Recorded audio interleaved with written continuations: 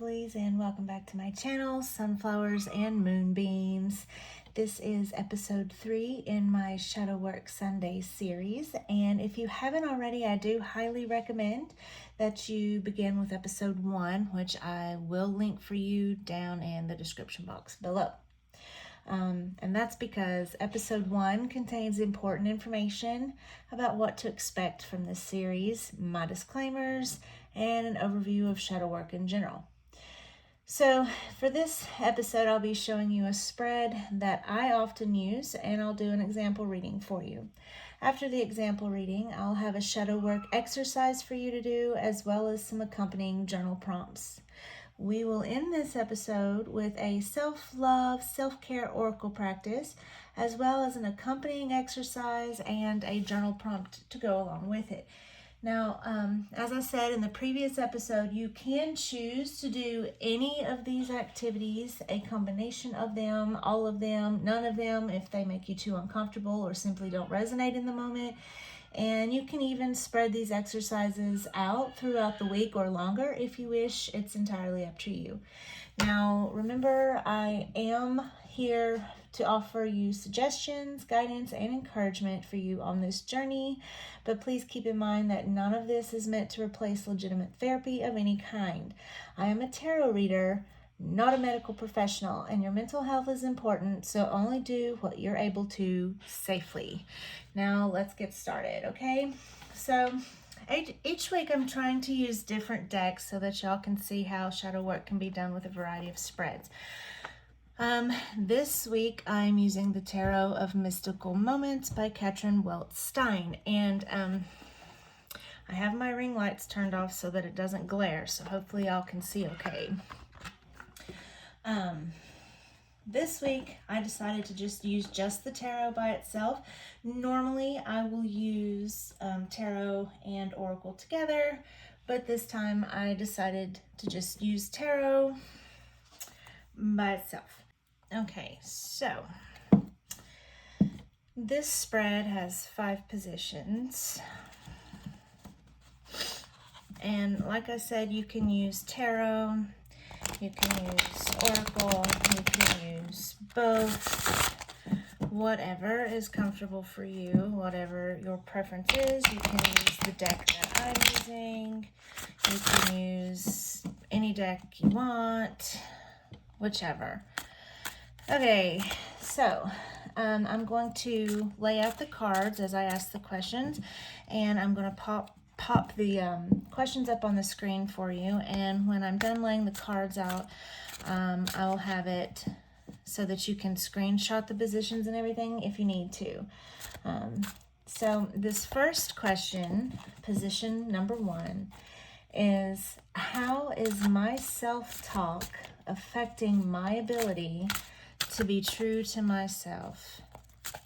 How is my self-talk affecting my ability to be true to myself? All right, and we're just gonna pop that right here. Okay, question number 2, what am I hiding from myself? What am I hiding from myself?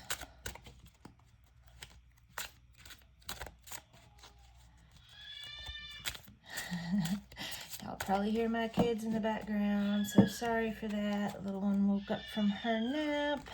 All right, so position number 2 goes to the side right here, and it's what am I hiding from myself? Okay, and then we have card number 3, question number 3. What is a healing aspect or influence that I can access right now to help me overcome this?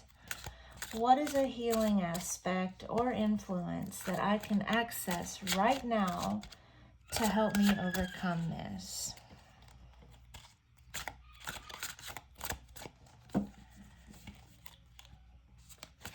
I know some people like to shuffle really good and then lay out all the cards in a row. If that's how you do it, then feel free. This is just how I do it. This is what works for me.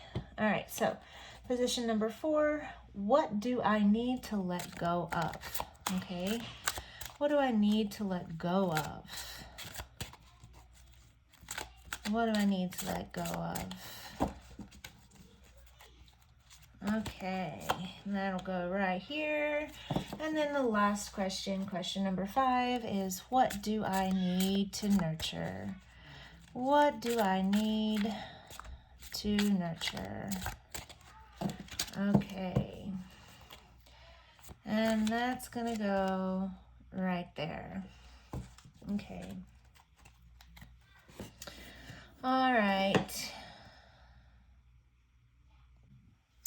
Okay, so we're going to go ahead and flip our first card over, okay? And we have the Emperor. And this is, how is my self-talk affecting my ability to be true to myself? And the Emperor comes up. So, I really like this Emperor card. I believe in this deck there's also a female version, if I'm not mistaken, of the Emperor as well, but we have the male in this one.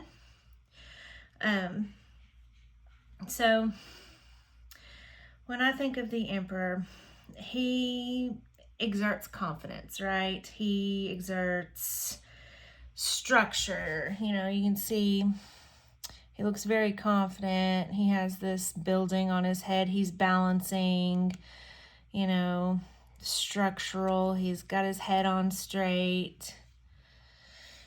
He's authoritative. He gives off a very authoritative air, I feel like. So he's worked for his place, though. He's worked for his power. He's worked for his authority.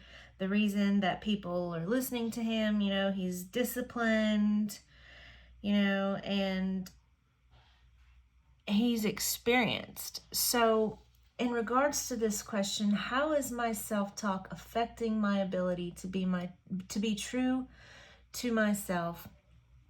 I would say that whoever this reading was for, I'm trying for it not to be for me because I've already done my spread and everything today, and last episode it was turned into a totally personal thing. Apparently my guides thought I needed an extra dose of it that particular week, but I'm going to hope that this is for someone else. Okay, so I would say that this person's self-talk is keeping them from being true to themselves because they speak to themselves in a way that lacks confidence, that lacks authority. They're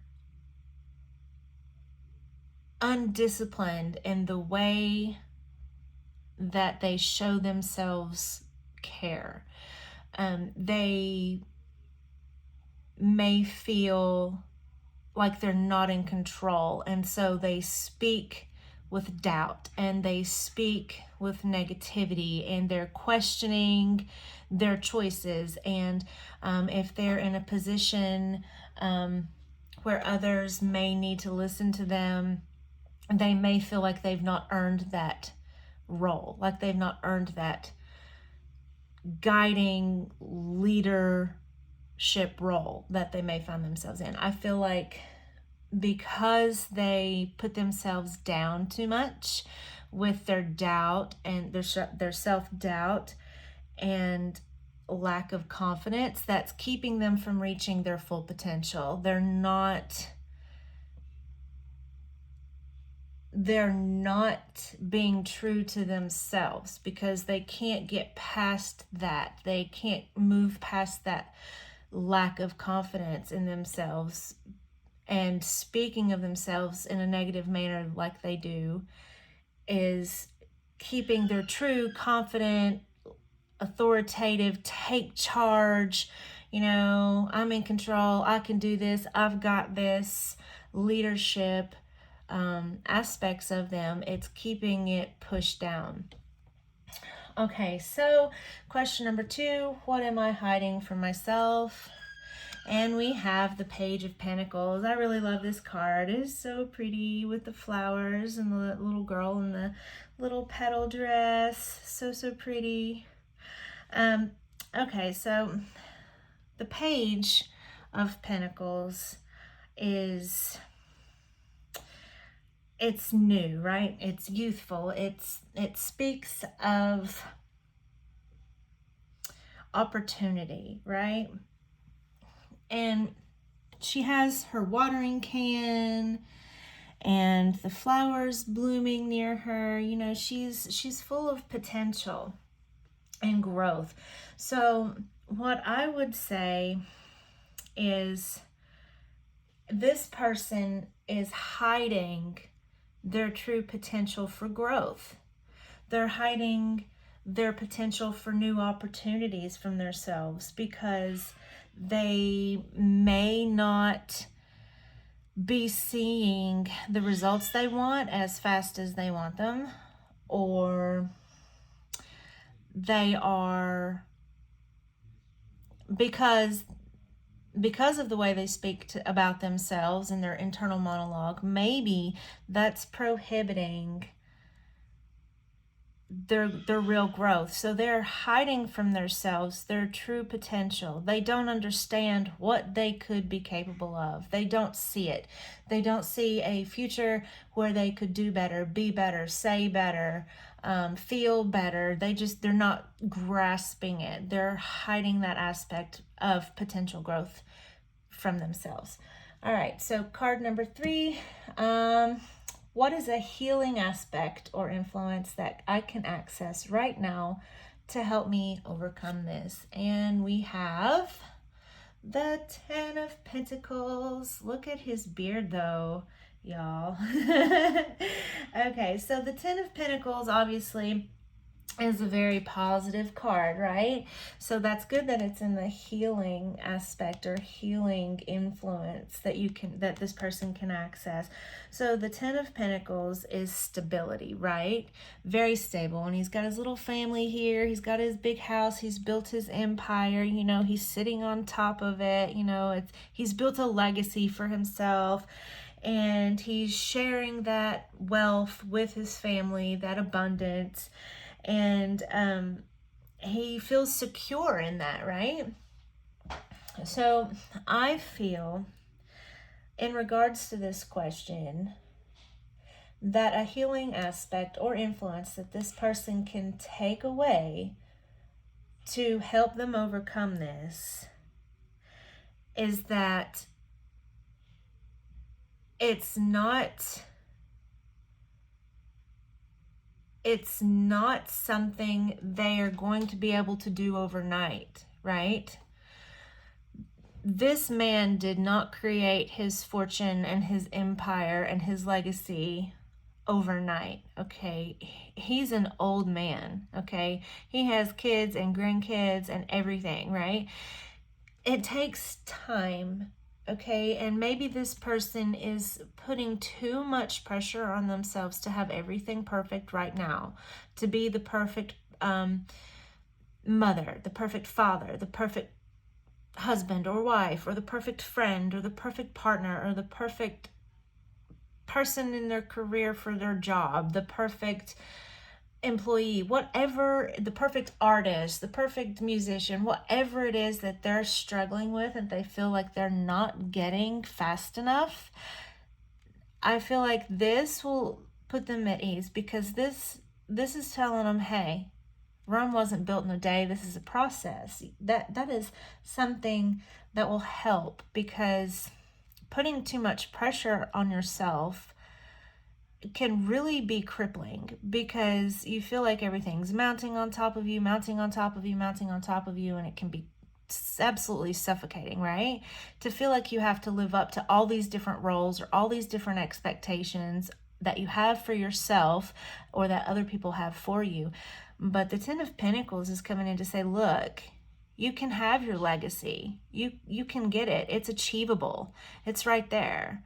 Look to the future. You can have it, but you can't have it overnight. You know, it takes time. It takes patience.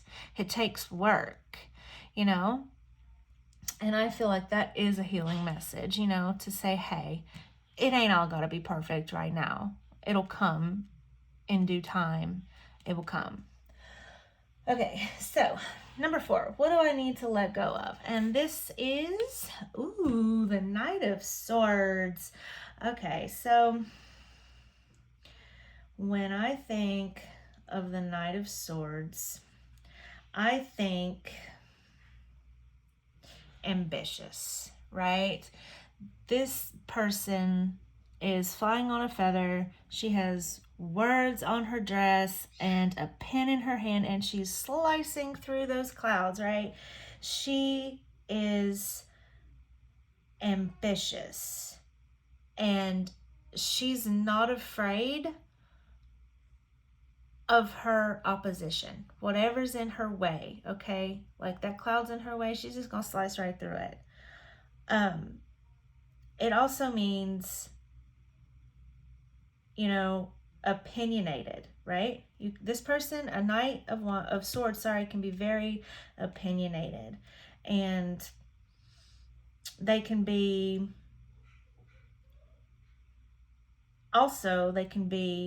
ill-tempered, or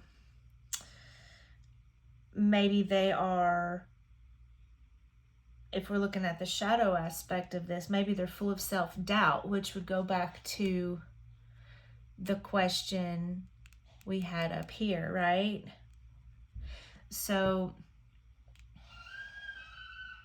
I feel like in this person needs to let go of their hesitation, right? She's not hesitating. In the upright position, she's not hesitating to cut through that cloud and do what she needs to do to get her wherever she's going, right? But on the flip side, since this is in kind of a shadowy position, I'm going to read this as reversed. So this is telling me that this person hesitates. Okay, this person is hesitating. This person is full of self-doubt. Maybe follows too much instead of leads. Maybe be looking for others to do so they don't have to, because they're not confident in themselves. So I feel like it's telling them they need to let go of that, step up and show what you're made of. Show your confidence. Don't hesitate quite so much. You need to let go of that self-doubt, which resonates back to this first question of how their self-talk is affecting their ability to be more true to themselves, and they weren't confident, they weren't authoritative. All right, so what do I need to nurture? Card number 5. Ooh, and this is the 9 of Cups. Doesn't she look so fancy? I love how fancy she looks, and all her little, what is that, ruffles that she's got around her neck. I love it. And all the fancy little cups she's got. Okay, so anyway, I'm sorry. I love the artwork on this deck. This card is a card of satisfaction. Okay, she looks pretty satisfied right there. She's content, she's got all these flowers behind her that symbolizes abundance. She's got this table back behind her, and it looks like pomegranates, maybe. Let's see. I don't know if you can see the table back behind her, and all these little, I think they're pomegranates, cut open, and there's so many of them, they're falling off the table. And that's like a symbol of abundance, right? And prosperity and pleasure. So she's feeling pretty good. Okay, but she's still not reached the peak, right? This is the peak. Okay, is the legacy, right? The peak is absolute bliss and family and pure happiness, right? And it's very similar to the 10 of Pentacles in the 10 of Cups. So this is telling me that this person needs to nurture their contentedness, their satisfaction. So sometimes we think, oh, we have so much, but it's not enough.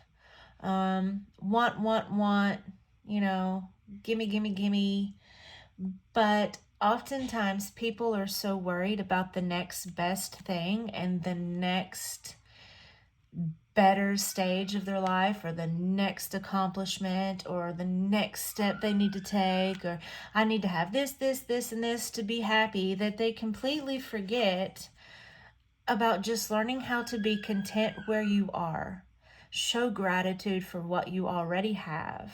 This person needs to nurture what they already have in their life. If they water those seeds, if they water those flowers, they've already grown, right? Those accomplishments they've already made, those steps they've already taken. If they nurture what they have already and take stock of how abundant they are in their lives already, all the blessings they have that they may take for granted, that will just open up doors for them. Gratitude goes a long way. Once you start being really thankful for what you've already got and satisfied and content in your life where it's at in the moment, you will see amazing things start to happen. It's like a shift. It's like a shift in your mindset also puts things in motion, and there's a shift in like the universe or something where your life just starts, you start seeing more and more blessings, if that's making any sense. But a lot of people take things for granted, and they're always too focused on what's next instead of stopping and being satisfied. So this person needs to nurture what they already have right now. They need to nurture all their blessings and show gratitude. Okay, so that is this week's tarot spread for the shadow work. I do have an exercise, shadow work exercise for you to do this week as well, if you choose. Let me just get these put up real quick. Okay. So the shadow work exercise that I have for this week is pretty simple. I mean, it may not be simple, but it's not something that's very complicated like last week's was more complex. This week, I want you to focus on forgiveness, okay? Because forgiving somebody else for something that hurt you or you feel wronged by, that's healing for you, okay? We don't really forgive people for the other person, although I'm sure it does help them to be forgiven. We do that mostly for us, right? So that's what we're going to do. We're going to focus on forgiveness for us. So I want you to get a notebook or a piece of paper, your shadow work journal, or whatever you're doing, and you're gonna write a letter, okay? A letter of forgiveness. And in this letter, you're gonna think about a person or an event or something that you've been holding a grudge for, okay? Something that someone done to you, something that they betrayed you with, or an event that happened. And this can also be a forgiveness letter to yourself too, right?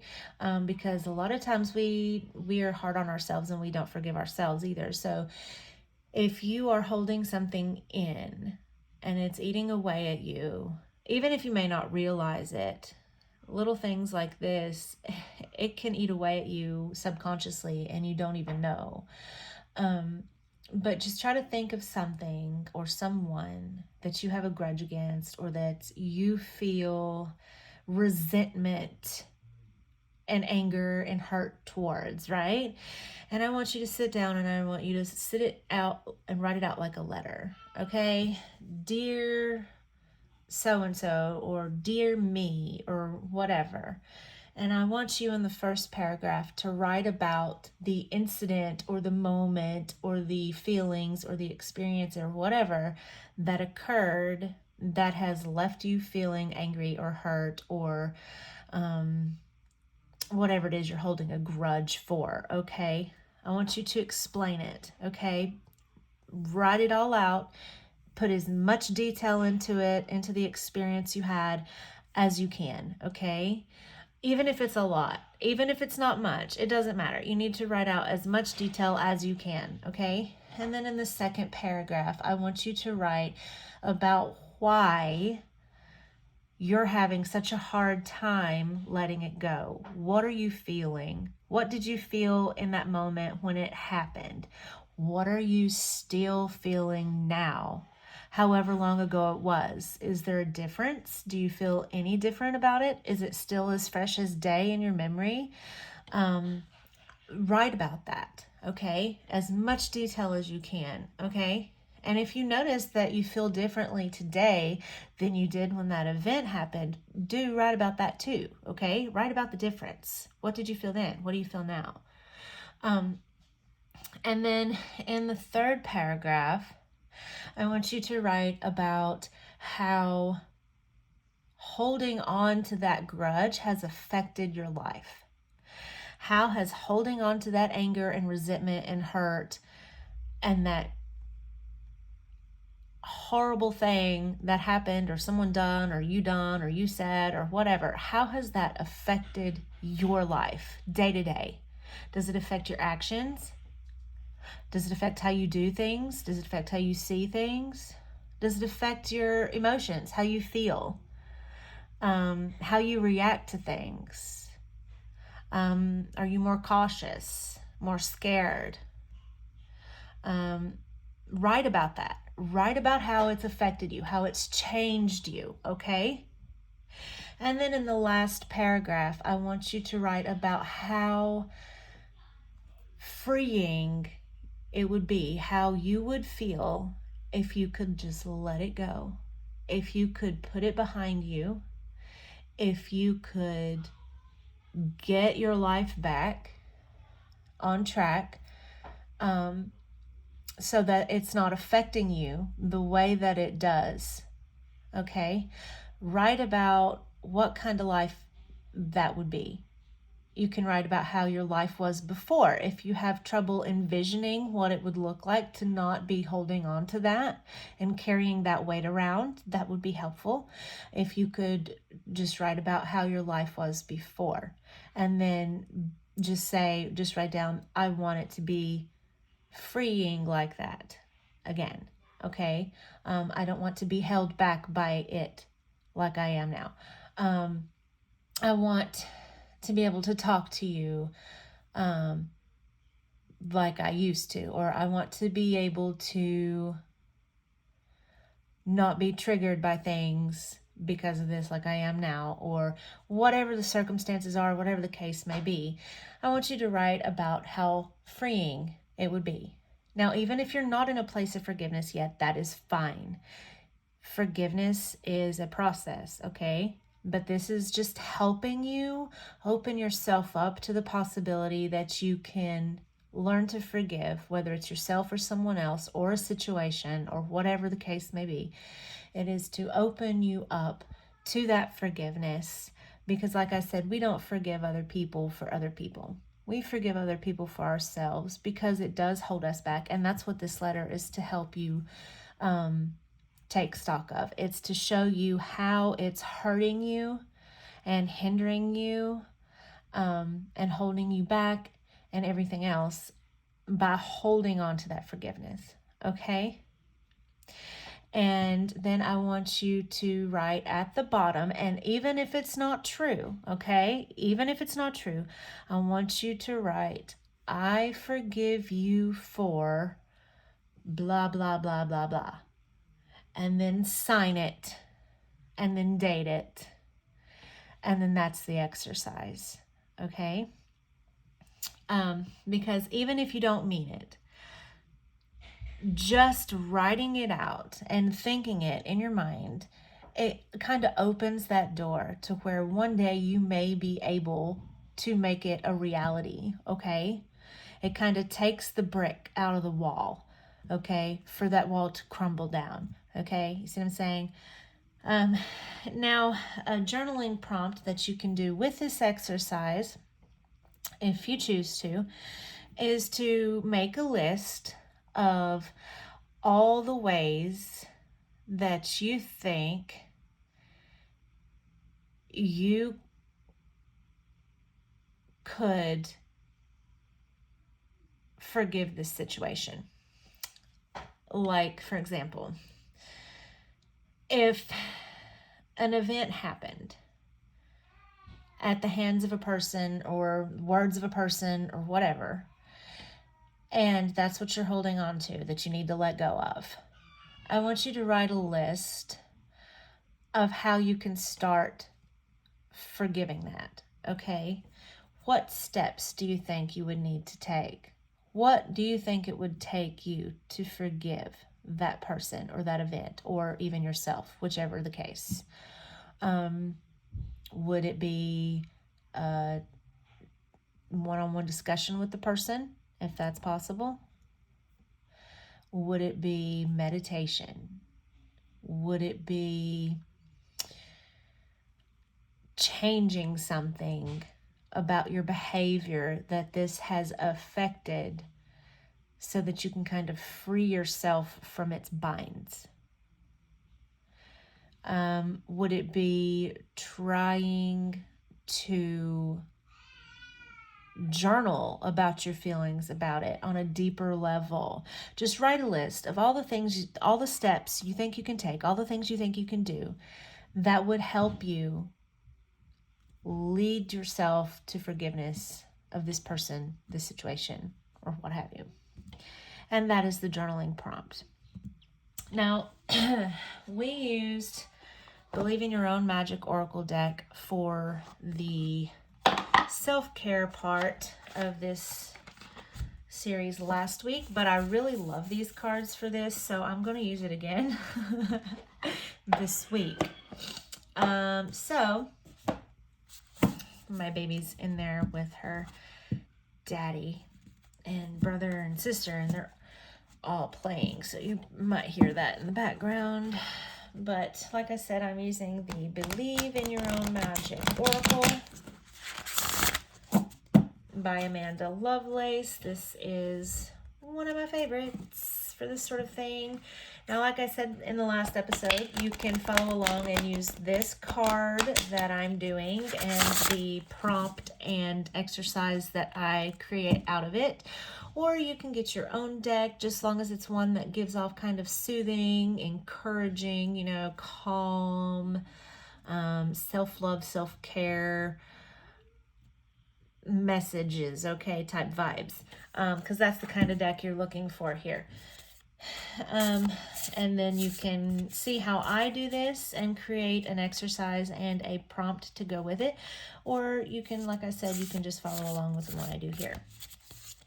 So we're just gonna, let's see, what do I need?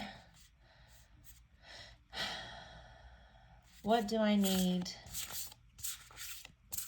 in this moment? What do I need in this moment? What do I need in this moment, y'all? Okay.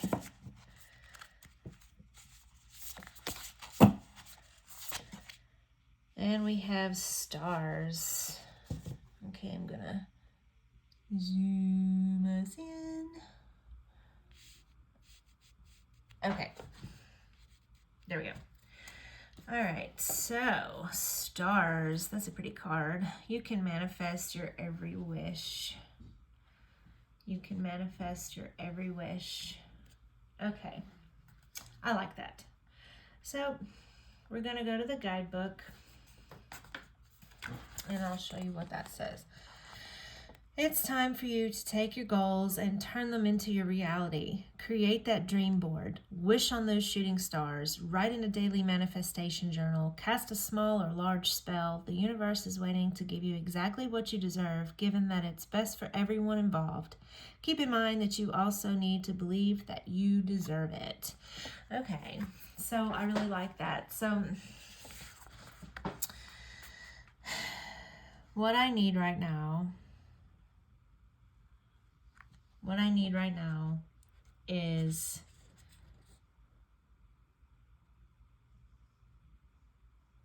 to believe that I deserve the things that are coming to me, to believe that the life I'm trying to create for myself, the life that I'm trying to create for my family, I deserve that. They deserve that. And I can manifest my every wish. So, I'm going to take a little help from the guidebook here because it had a good idea in it for an activity. And for this activity, I'm going to write in a manifestation journal, which I do have. I'm not going to show it though because it's very personal, but a manifestation journal is just a book that I use that I write down all of my wishes in, all the things I want to do, accomplish, have, etc. Okay. All the things I want to be, so on and so forth. It's basically a book where I write about my ideal life. and that's my manifestation journal. So I'm going to write in my book, my journal, my manifestation journal, what I want right now. Because our wants can change. Our desires are fluid. It's not always wanting the same thing one day to the next, or 1 week or month or year to the next. It always changes, right? Our wants and desires and our dreams change, and they grow and they morph as we grow and change and morph. So, something I wanted a couple years ago, I might not want anymore. I might want something different. I might see a different path for myself. And the same may be true of you, for that matter. So I'm going to get in my manifestation journal, and I'm just going to journal about what it is I want in my life right now. What do I want my life to look like in the next few months? Let's do a season. So between now and summer, because it's getting ready to be spring soon, right? So between now and summer, what do I want to manifest in my life? What do I want to accomplish? What do I want to happen? What kind of person do I want to be? What do I want my life to look like in the next few months between now and summer? Okay. And that's going to be my journal prompt. And like I said, for the activity, if you wanted to, like the book suggested, in fact, you can, if it's your shtick, if it's your thing, if you are into that sort of thing, go ahead and cast a spell, cast a spell for manifesting your desires, cast any spell you want, because like I said, you can manifest your every wish, right? And that can be the activity if you choose to do it. Like I said, you don't have to do any of these activities. You can do them all. You can do none of them. You can pick and choose. You can spread them out over a period of time. Whatever works for you. Anyway, that concludes this week's episode of Shadow Work Sundays. And I do hope you found it useful and insightful. And remember that your healing journey is your own, and I'm just sharing my own journey and practices that I use personally myself with you in the hopes that you can use it as a type of guide for when you don't know where to start or when you feel stuck within your own practice. And please, if you found this video the least bit helpful, click the like button below. It really does help my channel out, and I really very much appreciate it. Also, leave a comment below. Let me know how you liked this video. Let me know how the spread hit for you if you did it, or what you thought of the exercises or journaling prompts. Like I said, this is a new series for me, so I'm trying to get my bearings and see what works best and what kind of flow I want to create during this series. It is still a work in progress. And if you know anybody that would benefit from this video, please share it if you haven't. And if you haven't subscribed to my channel already, please do that also.